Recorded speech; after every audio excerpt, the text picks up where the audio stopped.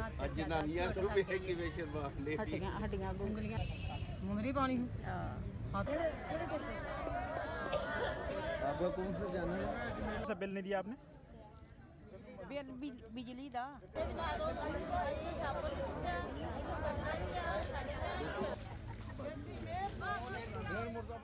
इतवार को ईस्टर है, बच्चों को कोई चीज़ नहीं चाहिए।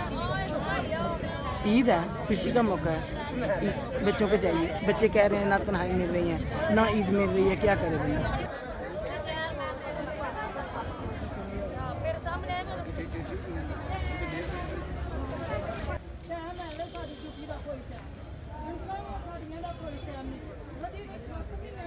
प्राइवेट में 10,000 पहले देते हैं और हर महीने में वहाँ से फिर निकाल देते हैं, फिर तरले मिलते डाल के कुछ जुर्माना दे के फिर प्राइवेट स्कूल में दाखिल करवाते हैं।